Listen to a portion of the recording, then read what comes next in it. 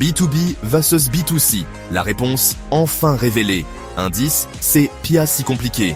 Salut à tous, vous avez déjà entendu parler de B2B et B2C, mais vous ne savez pas vraiment ce que ça veut dire. Aujourd'hui, je vous explique tout sur ces deux modèles business, leurs différences, et surtout, comment les utiliser pour votre stratégie.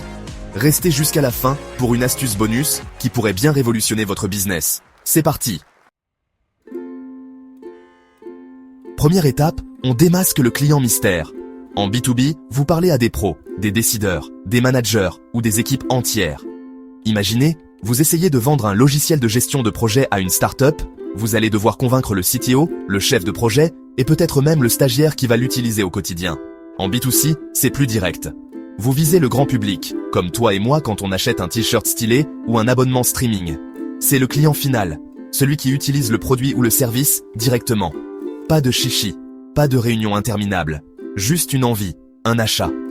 En B2B, on mise sur le professionnalisme, les arguments techniques, les chiffres qui font mouche. En B2C, on peut se permettre d'être plus fun, plus émotionnel, plus proche du quotidien des gens.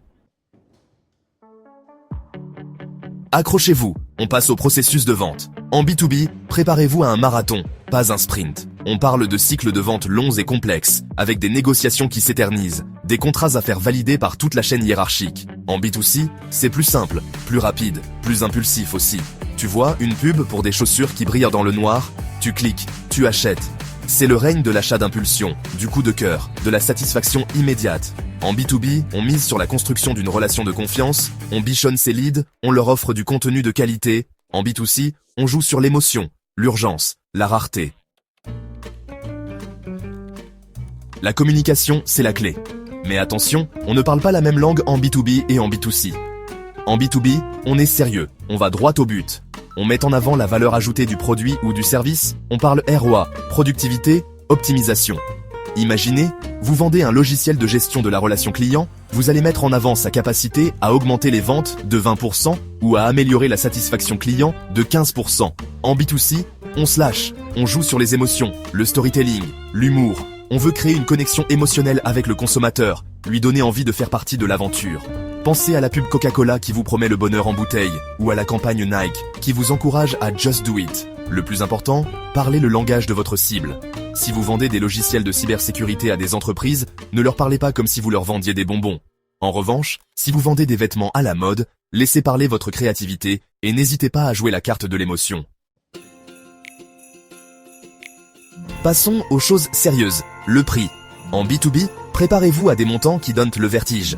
On parle de contrats à plusieurs milliers, voire millions d'euros, pour des solutions complexes et sur mesure. Pensez à la vente d'un avion à une compagnie aérienne, d'une chaîne de production à une usine ou d'une solution informatique à une banque. En B2C, on est plus dans le petit plaisir accessible. On parle de produits du quotidien, de services grand public, avec des prix qui s'adaptent à tous les budgets. En B2B, on se base sur la valeur perçue, la rentabilité sur le long terme et la complexité de la solution. En B2C, on joue sur les prix psychologiques, les promotions, les offres groupées. Maintenant, place aux exemples concrets. En B2B, on retrouve des géants comme Salesforce, qui fournit des solutions de CRM à des entreprises du monde entier, ou encore SAP, qui propose des logiciels de gestion intégrés. En B2C, on pense immédiatement aux marques qui inondent notre quotidien. Coca-Cola, Nike, Apple, Samsung, Netflix, Amazon, la liste est longue. L'important, c'est de comprendre que le B2B et le B2C ne sont pas deux mondes opposés. Au contraire, ils sont complémentaires et interdépendants. Pensez à votre smartphone, c'est un produit B2C que vous utilisez au quotidien. Mais derrière ce petit bijou de technologie, il y a des dizaines d'entreprises B2B qui ont fourni les composants, les logiciels et les services qui le rendent possible. Et voilà, vous savez tout sur le B2B et le B2C.